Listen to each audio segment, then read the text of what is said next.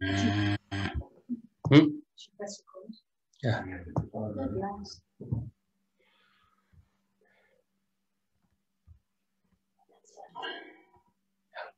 Can you see that? Yeah. All right. Yeah, so we see your subtitles as well again. That's right. It's pretty good, isn't it? That thing. I'm sure there'll be a day when that'll be very useful.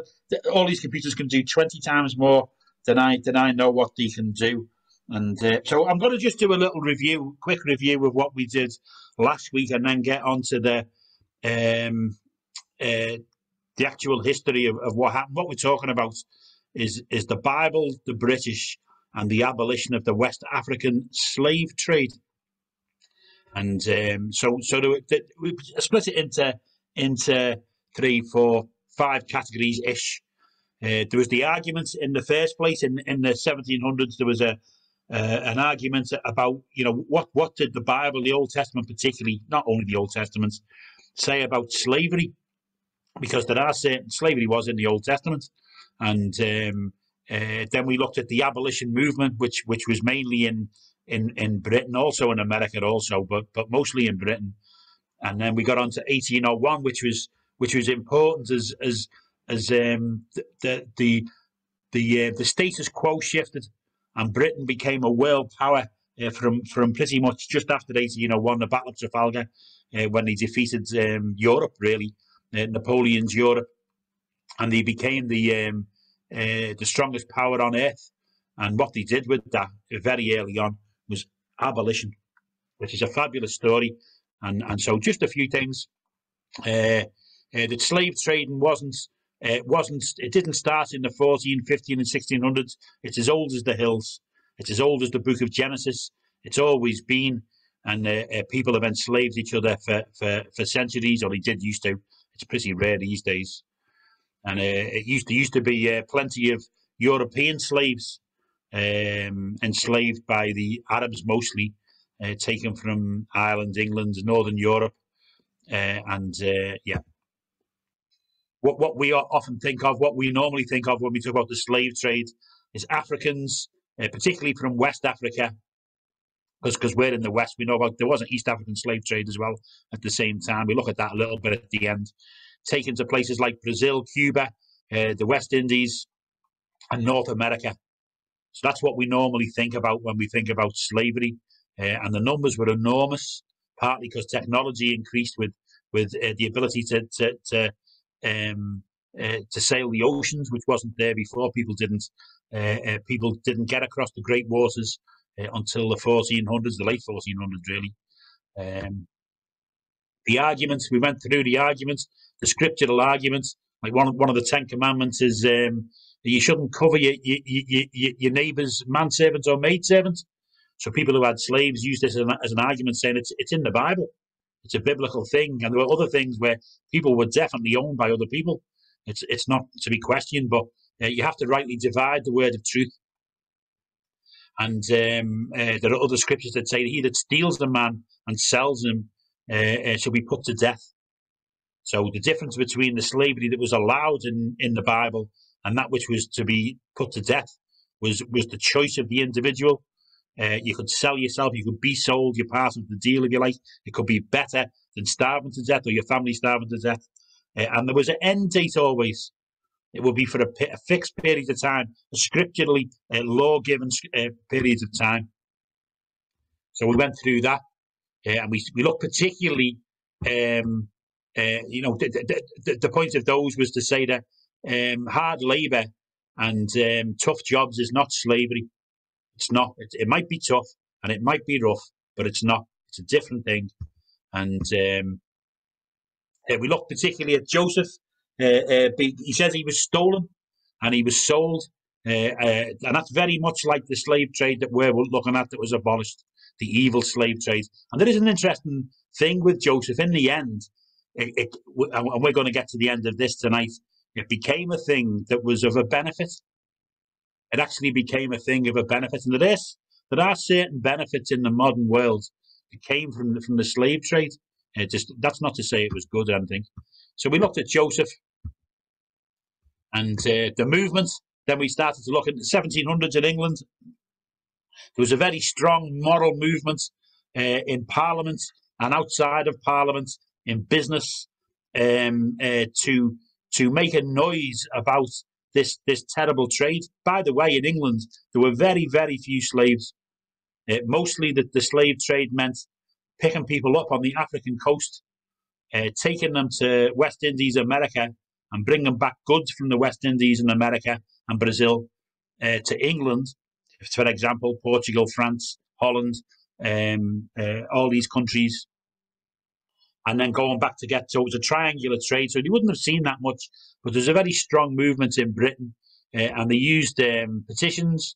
They used to take chains around, even ex-slaves around, and we looked at some of the characters involved, particularly this fella, Granville Sharp, who taught himself law and then took people to court for to challenge the legality of them having slaves on our soil, and he won. We looked at Justice Mansfield, who a black fellow was brought up. He was on a ship heading for the West Indies. He was an escaped slave, and his master came to get him back. And our mate Granville saw him on a ship in East London, or near Tower Bridge, and he used a thing called habeas corpus. Said that man's got to go to court. That man's got to appear in court. And he appeared before Lord Chief Justice Mansfield to decide if you could be a slave in our land according to our laws. And the judgment was no. The judgment was no. If you breathe our air, if you step foot upon our shores, you cannot be a slave. It's against our laws. That was the movement was just gaining pace and force. It was winning. It hadn't won by any means. In fact, it was still tens of thousands of people are being taken across the oceans all the time. But yeah. So we drew a little picture of what it was like in England in the 1700s. There were people that were very poor in London. Towards the late 1700s, America had become independent, and a lot of the black fellas in America had fought for the British. And so they came to England because they weren't welcome anymore in America, as you could imagine. And lots of them would be very, very poor. But some of them did well.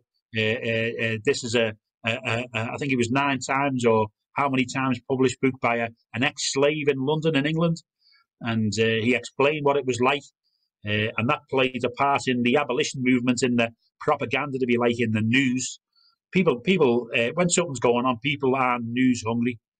I totally believe that when something's going on, people are news hungry, and one of the arguments he would kill also was the black fella was less in his mind, or less able, or less eloquent, or less able to rule than the white fella. And people like this writing books would be part of the argument, just the fact that he wrote the book. We looked at some terrible happenings. Wedgwood made pottery. And we would put on the pottery these symbols. Am I not a man and a brother? Granville Sharp set up basically a nation on the west coast of Africa, which was eventually to become Sierra Leone, strike Liberia, where freed slaves could go and set up their own society. Granville Town didn't really work, but Freetown did, and again to show that they're as capable as you, and also they needed a place in back home, if you like, where it was difficult for the Roman tribes to enslave them, because that's what was happening. We just looked at the propaganda, some of it very good, really, and some of the characters involved in the abolition movement. We looked at William Cowper, the poet, and this is where we got up to. 1801. So 1801 is an important year in Bible prophecy, because there were prophecies upon the tribes of Israel. Judah is easy to spot, and Ephraim and Manasseh are easy to spot. And one of the things was that if they disobeyed the Lord, they'd be punished 7 times for their sins, which wasn't like getting the cane 7 times at school. It was a period of time when they wouldn't be under the same blessing, if you like. And for Ephraim, the tribe of Ephraim, that runs out in 1801. If you haven't got a clue what I'm talking about there, ask Anthony, and he'll put a different slideshow on to explain that. So it's all very interesting stuff and all very useful, even for everyday life. You might be surprised to hear me say that, but there's great parallels in all this. There really is great parallels. So we're mentioning in the Old Testament, well, in the Bible, there's 5 covenants that we could name Noah to do with the weather. As long as you see a bow in the sky, there'll always be sunshine and rain, seed time and harvest. God's made a covenant with the earth, right? And that's still in force. Abraham, I'll make of you a great nation. I will bless you and make your name great, and you shall be a blessing. That was the covenant to Abraham. That follows on through Isaac and Jacob, particularly if you look at Genesis 49, a couple of other places as well. It gets very specific about Joseph. It describes Joseph in the last days. There's the covenant with Moses. The law is still in force, so not for us, obviously, we were born again. There's a covenant with David, which is to do with the throne, which does play a part in our story, but not particularly going to spotlight it. And the new covenant, which is very much to our benefit individually. So Abraham, it was, I'll make you a great nation. And this is what Britain became. It actually became called Great Britain because it became the United Kingdom in those days. You will be a blessing, and in thee shall all the families of the earth be blessed. So this is what happens, and it really is. Again, if you want to look at it to do with your own walk, there is a parallel there. I will bless you, and you will be a blessing. I'll pour into you, and what I pour into you, you pour out to those around you, and everything it touches will benefit from it. We all benefited from somebody else who was spirit-filled that pours out to us. And this great situation is ours now. So in 1801,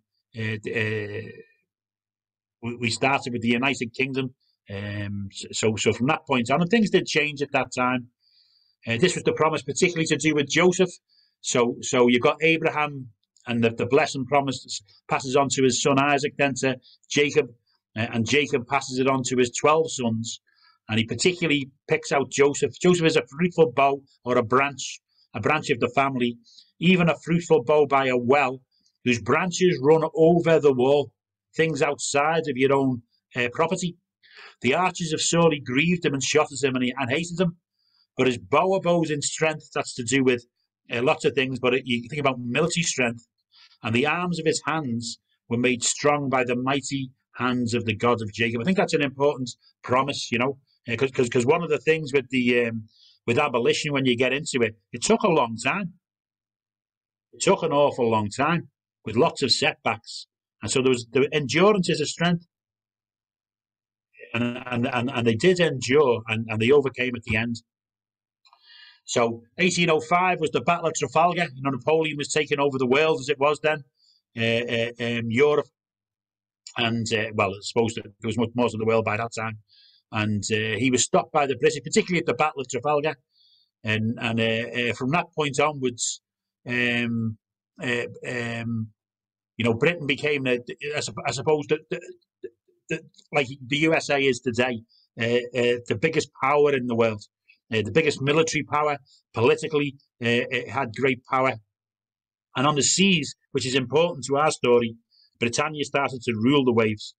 It ruled a quarter, eventually, not at this time, eventually a quarter of the world's land or population, but nearly all of its seas. Right? He was so strong at sea. And I pointed out that in Nelson's On the Victory, there were 9 blackfellas that fought for the British. In the fleet altogether, there were 400. So again, it's to draw a picture that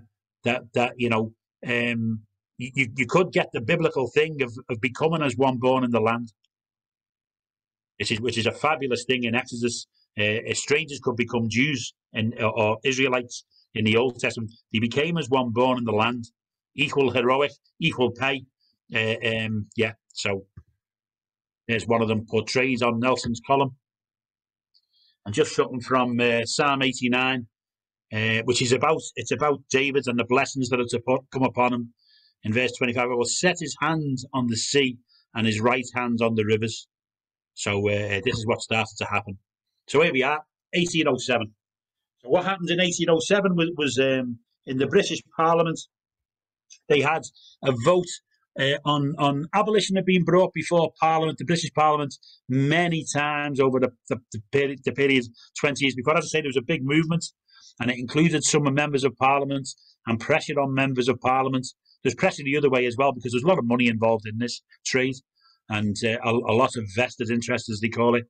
And as I was mentioned, I think I might have mentioned it in the breakout room, but one of the things was, so you have a debate in Parliament before a vote. And one guy got up, one MP got up, and he said, I can give you 20 reasons why we shouldn't abolish slavery or the slave trade. The difference between abolishing slavery and the slave trade is that if the trade stops, you stop people being bought and sold, but that wouldn't free people that have been bought and sold before. So we're talking about the abolition of the slave trade at the moment, even though the aim was higher. But this one MP, he said, I can give you 20 reasons, but I only need one. He says, we can't. He says, we can vote in Parliament today and we can stop trading in men. He says, but the French will take our trade, and the Dutch will take our trade, and the Portuguese will take our trade. So all we will have done will have lost money because we can't stop it, which is a very strong argument. But as I say, things were changing, and power was being brought into the hands of the British.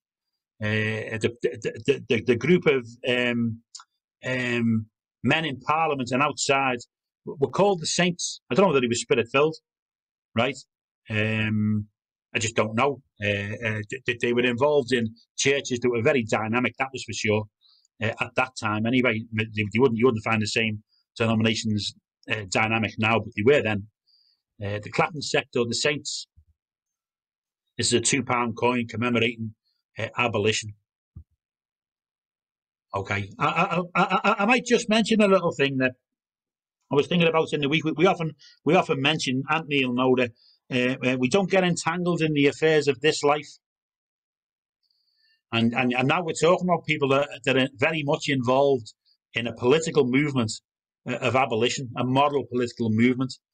And you think, well, if you're in a particular place, Queen Esther was in a particular place at a particular time. And so she used her influence for good. And I don't think that scripture denies our right or even responsibility sometimes. You know, if I worked in 10 Downing Street and Boris asked me something about, you know, should we let the churches close or should we leave them open? I'd tell him what I thought.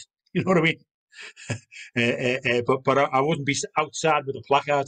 But there is room to be involved sometimes. I've seen that in a couple of times. We can yeah. Anyway, so 1807 they voted to abolish the slave trade, which is most of it's coming off what we're looking at anyway is going off the west coast of Africa. So from that time on, the British couldn't, if you flew a British flag on your ship, you could not legally involve yourself in the slave trade. Okay, so that's the first thing. But there's lots of other flags upon that coast, and you know, as the MP said, they just take our trade.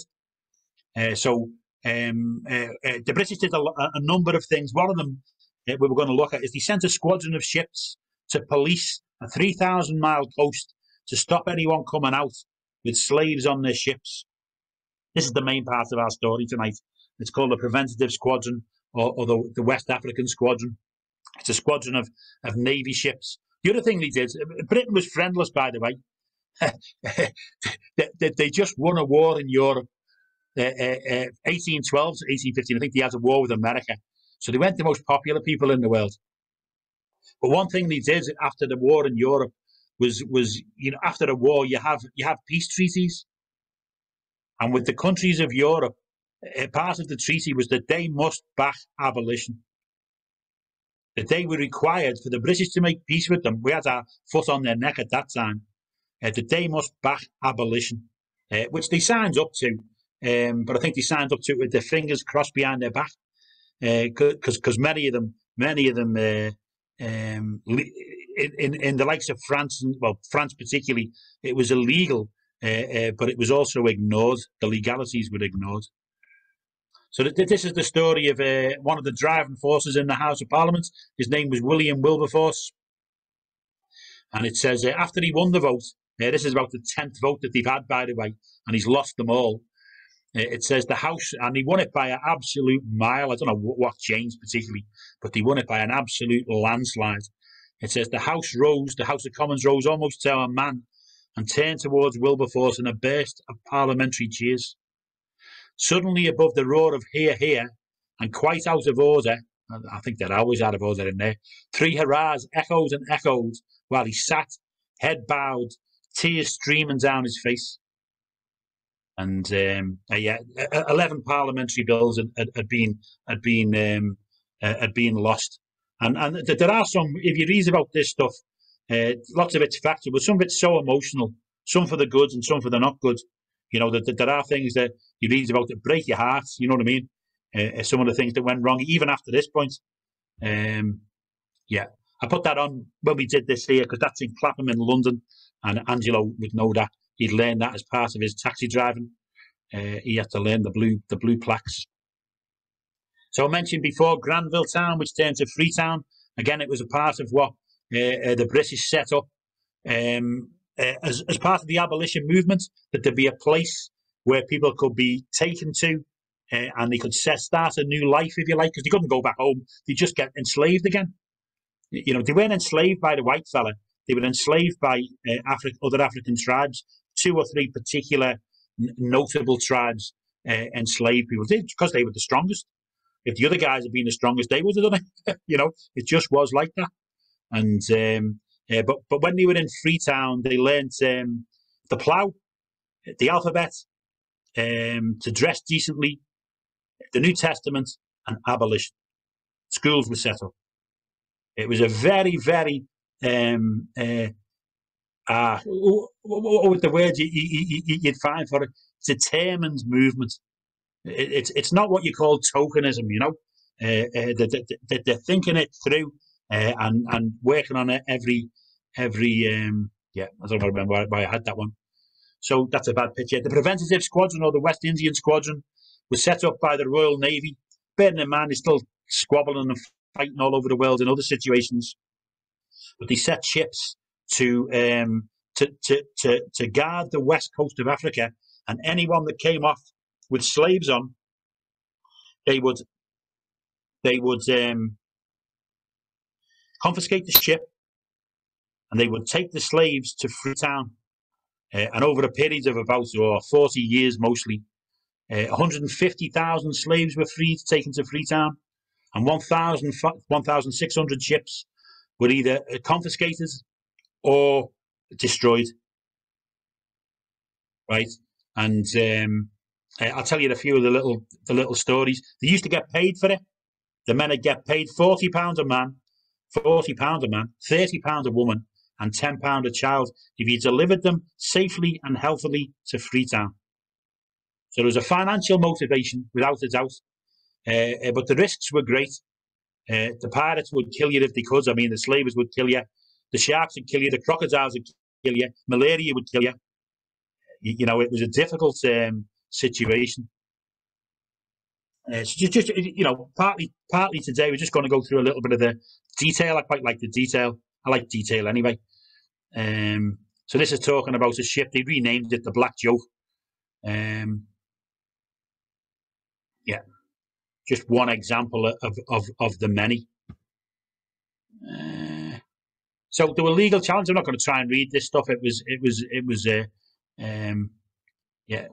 So one of the things early on was the law was if you found a ship with slaves on, that was a slave ship, obviously, so you could free the slaves. But if it didn't have slaves on, you couldn't touch it.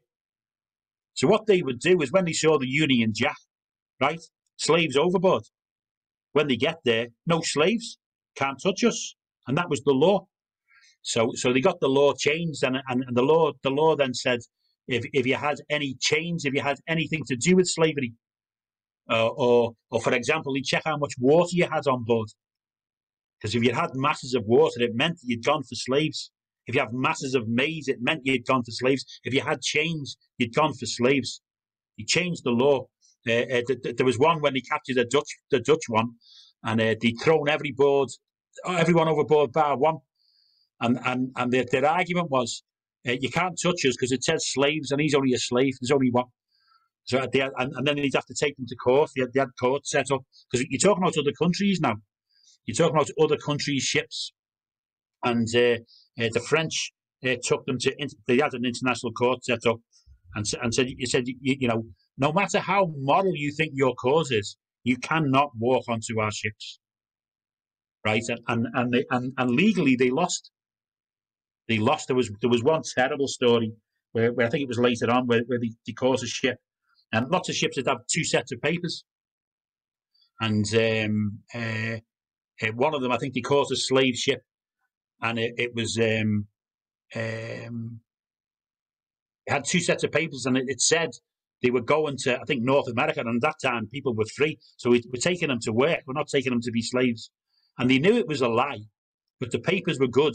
So when they raided the ship, the British raided the ship, all the fellas came out from underneath. Man, you know, if you just read about that for 5 minutes, you don't want to read about it anymore. Enough's enough, thank you very much. And they all came out, and there was great joy and dancing that the British are on the ship.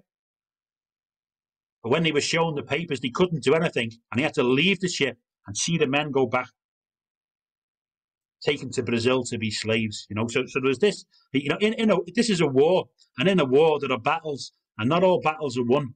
But the war was won, but not all battles were won. This is supposed to be a picture of an American ship. I was going to tell a story about it. It was they caught one American ship. There's a thing called flags of convenience, and that's what was happening. So the British couldn't touch the Americans. You're getting on 1820s, 1830s now. So you just get an American. Well, you didn't get an American flag. You bought an American ship, and the slave trade was outlawed by this time in the USA.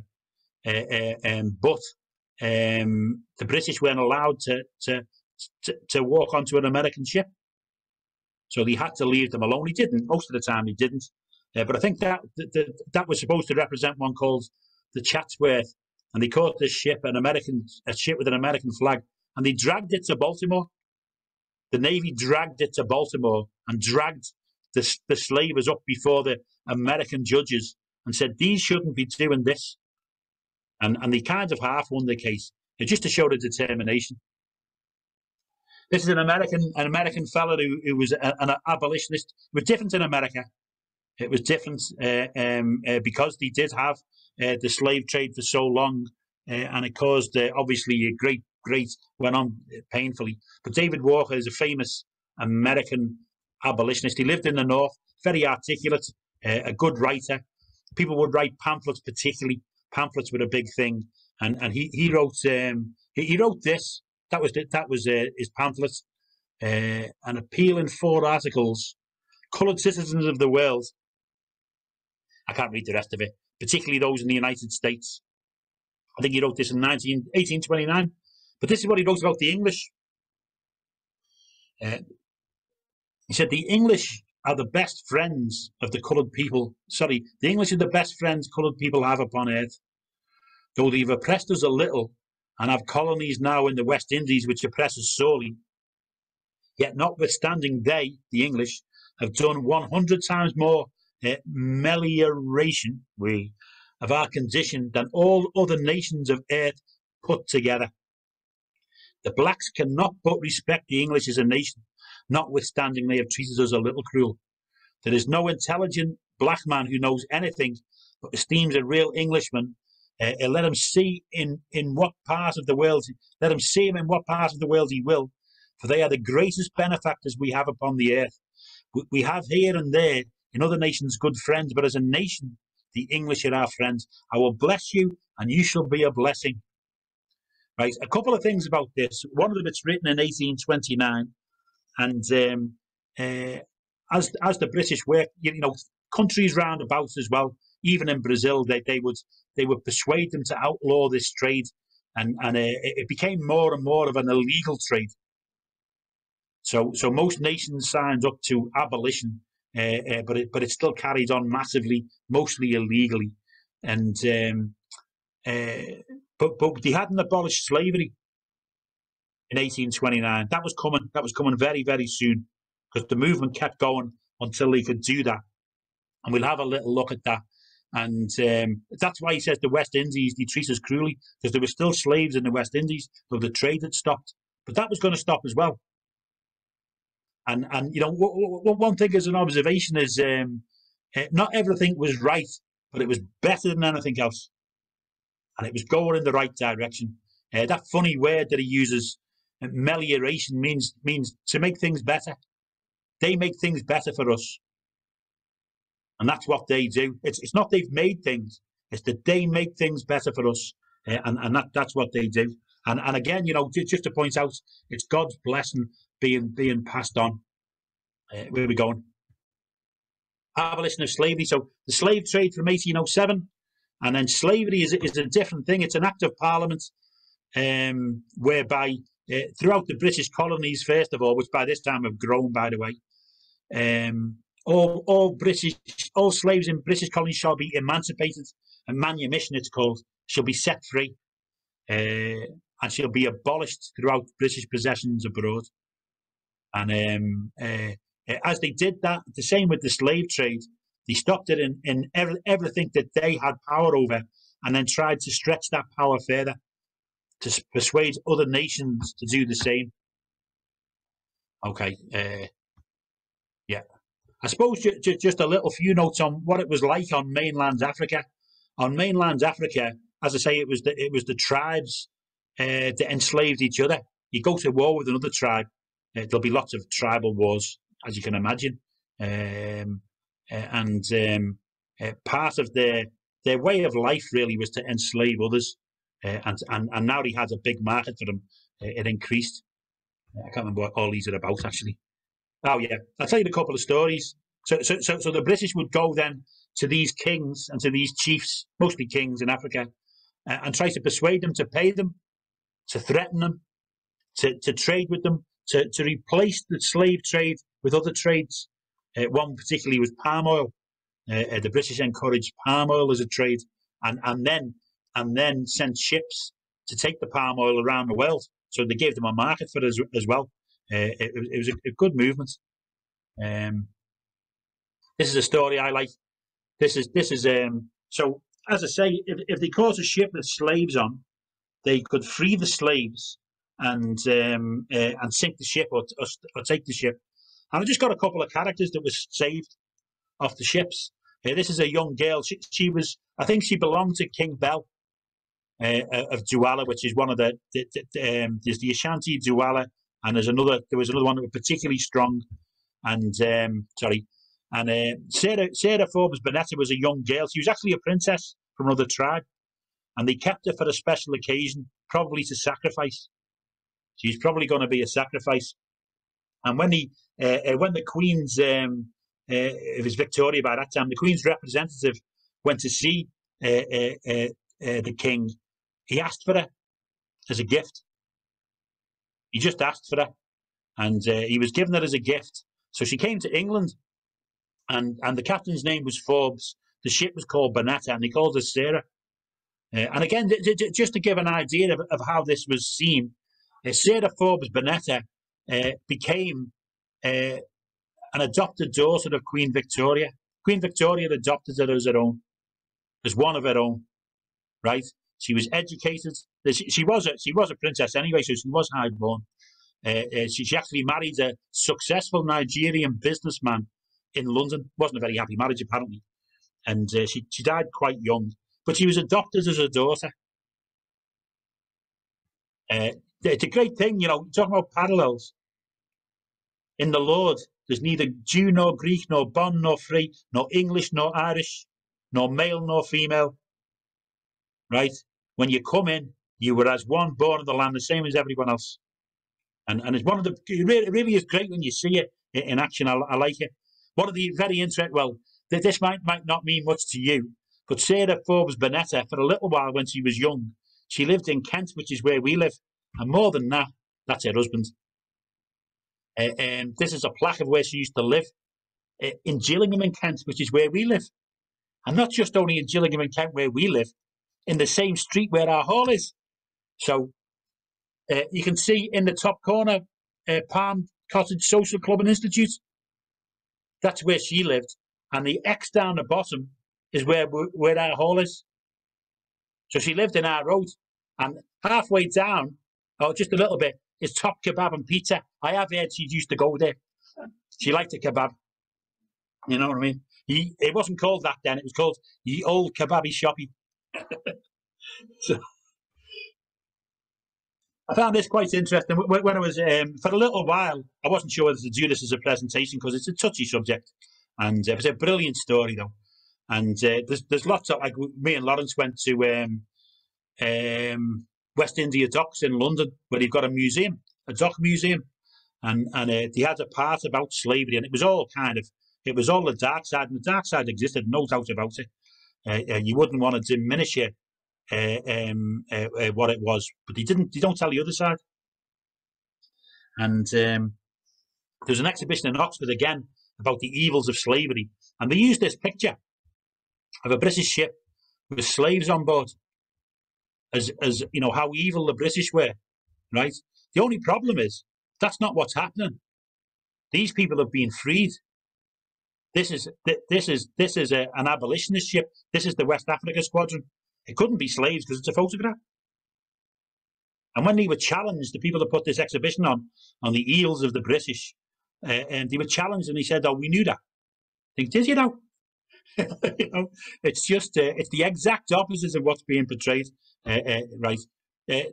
This only really works for Nigerians, but it works very well if you come across Nigerians and I'm telling them this story. I tell them about this guy.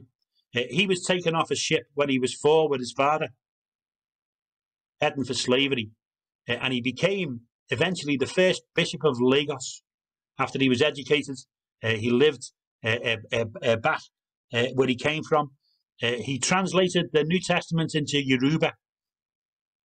You know, one of the great Nigerian languages. I think the majority in the strong majority in Nigeria are Yoruba, and he translated the New Testament into Yoruba, and he's very well known in Samuel A.J. Crowther, as he calls him. He wrote this as well. And when I've mentioned this at home, the Nigerians are up. You know what I mean? This is one of the heroes they taught about at school, and he was rescued from a slave ship. Everyone counts, you know. Do you know that? Everyone counts. The same with baptisms. If you think about the parallel, somebody was baptized somewhere a little while ago, I don't know, and Pastor Kevin just put up, he just put this thing up about everyone counts. He didn't say it like that, but he said it in a very good way. I think that's exactly right. That's like there's statistics and there's people, and every person is this is the coast where it happens. Just a little. Eventually, they had to go inland. They couldn't just do it off the coast. They went inland, and you know, we were saying about the flags of convenience, and lots of the Royal Naval commanders would ignore the rules and just do what needed to be done. Because it took a couple of 3 months before anyone could get a message to them. So if you weren't supposed to jump on an American ship, but it was obviously a slaver, they'd say, "Well, you find that out in 3 months' time, but we're going to do it." And they would go inland up the rivers and destroy, they call them slave factories, where people have been brought and they're just waiting for the right ships to come in. And then they're taken out on canoes to the ships. They might have been there for months. They'd already be in a sorry state. And if the British got in there, they destroyed them. You know, and if the British got caught, they'd be destroyed. Because they're the exact enemy of the... One of the great difficulties of that part of Africa at the time was disease, particularly malaria, and it killed so many. You know, there's a little saying I came across: "Beware, beware the bite of Benin. One comes out when 40 went in." You know, the attrition rate was strong. So you know, it was not an easy ride. It was not an easy ride, you know. I like this one. Anybody ever heard of William Edward Hartpole Lecky? He was born in Newtown Park near Dublin. He was an Irish fella. And, you know, when Ireland, when the situation was different, and he wrote a history of the English, and I love this. It says the unweary, unostentatious, whoa, get in there, an inglorious crusade of England against slavery may probably be regarded as among the 3 or 4 perfectly virtuous pages comprised in the history of nations. I'll bless you and you shall be a blessing. Right? Unweary, it took 40 odd years, cost an absolute fortune. Right? That your arms are made strong. You know, if you haven't got strong arms, I worked with a 16-year-old kid once from a painter, and he couldn't hold the pole up. After a minute, I'm painting the ceiling, or wallpapering the ceiling. After a couple of minutes, he said, "My arms hurt." Because you're 16, you see. Inglorious. Even now, you know, you have to push. You have to push to get a reasonable amount of light, because it's seen often in a not great light, and unostentatious. So you've got, which is a great lesson for us, by the way, that it wasn't done to get medals. It was done because it was right. That's why it was done, you know. And what is it? Don't do your arms before men to be seen of them. It's not what you call virtue signaling. It's not done out of guilt. Driving force is a really good one, and it's interesting. I think, anyway. That's to my mind. Yeah, getting towards the end. Just a little quote on the bottom of that one. Britain's decision to abolish slavery has been described as the most expensive international model effort in modern world history. And what happens in war? Oh, war costs a fortune. COVID is a war. We've got a war on COVID. That's without a doubt, to my mind, that's how you should look at it. But COVID's the enemy. The government's your friend. It might be imperfect, but it's still your friend. That's your enemy. And it's going to cost a fortune and cost us lots of our liberties until we win the war. Right? And wars are expensive. And mostly when countries go to war, and it's always been like this, they borrow the money. You know, the first year of abolition, the abolition of the slavery, the 1833 one. By the way, a few weeks before that vote was passed, William Wilberforce died. A few weeks before, but he did know it was nailed on to win. He knew that it was going to win, but he died just a few weeks before. And the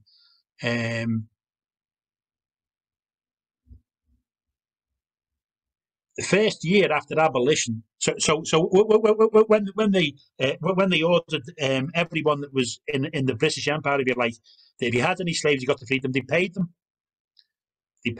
And they actually went around other countries offering them money too. It's the same situation. The first year was 40% of GDP. Right, 40%. That's way more than COVID costs. And there is an argument, by the way, that that's the wrong way around. It should have been given to the slaves. Well, your argument would be right, but if you tried to put that forward, then you wouldn't have got anywhere. Nothing would have happened. It wasn't going to happen like that. But your argument would be right. Yeah. Just like the scripture. So I used to have this as the question, right? So it was the 1833 was they were paying for the West Africa Squadron as well, by the way, which cost a fortune and an absolute fortune. And 1833 was the abolition of slavery, and so they borrow the money and then they pay it off over a period of time. So the question is, when did they finish paying it off? And the answer is 2015. So there was a every year the British Chancellor does in March does a budget the money, and in the small print of the budget you can look it up for yourself. In 2015 was the final payment to do with the abolition movement that went on then, And one of the reasons I like that, I was working for a fella last week, a Nigerian fella as it goes. His name was Sadiq, so I knew he was a Muslim before we started. And but we had a good chat. He's heard the speaking in tongues. He's heard the gospel. He said he doesn't have time. And anyway, we had a chat about that. But I told him about this. And some things, you know, when somebody's half interested but not that much interested, because you can tell by the way they listen to you. Look, I'm not going to stop talking because I'm talking now and you're listening. So I carried on talking. And the bit that I liked, that he liked, that you could see him move, he lit up. I said, how long have you been here? He says, 13 years. I said, well, you paid for it. You partly paid for it because it comes out of your taxes. Okay, so I quite like that. Slavery in East Africa, we're not going to go much into this. That was a Muslim thing, really. But again, it was the British. They moved away then from West Africa, the late 1800s, to the Indian Ocean, and did the same thing, right? They did the same thing, but now they were very good at it. They knew what to do, and he stopped it quite quickly, especially from a place called Zanzibar. But he just went in and took over the running of the city and said, "You're not allowed to do that anymore. You can't do it," and that's that. Emancipation. That's a little a note from the British government manumission certificate, which means you're now set free. Yeah, great stuff. Legacy. This is a poet in the USA, and she wrote this. "'Twas mercy brought me from my pagan land, taught my benighted soul to understand that there's a God and there's a Saviour too. Once I redemption neither sought nor knew. Some view our sable race with scornful eye. Their colour is a diabolical dye. Remember, Christians, Negroes black as Cain may be refined to join the angelic train." Bit of an imperfect poem, I think, that one. Nearly there. This is a you could say this is a controversial scripture. At the time in Isaiah, it's talking about the sons of Jacob. The Lord says, "Ask me concerning the things to come concerning my sons." And this is one of the lines. It says, "The product of Egypt and the merchandise of Cush and the Sabians, men of stature, tall men, will come over to you and will be yours. They will walk behind you. They will come over in chains and will bow down to you. They will make supplication to you. Surely God is with you, and there is none else, no other God." And you know, one of the advantages really was is the discovery of the gospel. You know, from pagan lands, and just to note as well about Joseph, that when Joseph was sold into slavery, in the end it became a benefit to his brethren. You know, and just to say that we have Africans here in England and in our fellowship, and when they come now, they come more Christian, more moral than the English, right? Especially if they're in a family unit, often they have a high regard for the Lord. Sometimes they come to the Lord, and it's just a good standard. You know, it ups the like you see them in schools, coming out of schools. All these young girls, they all look the same. And they're model not because they're being made to be model like the Muslims. They're model because they come from model families, and they up the standards in the schools. That's what they do, right? Yeah, that's going on. So yeah. See, he's my mate. He was a Brexit. He used to stand outside Parliament every day. That's where I met him. He's from Ghana. He has a good chat, actually. He's a good fella. That's it. Oh no, hang on. Yeah, the greatest humanitarian act in the history of the world. I heard it called that once. Well, what about that one? There endeth the second lesson, and all the people said. Over to you, Anthony.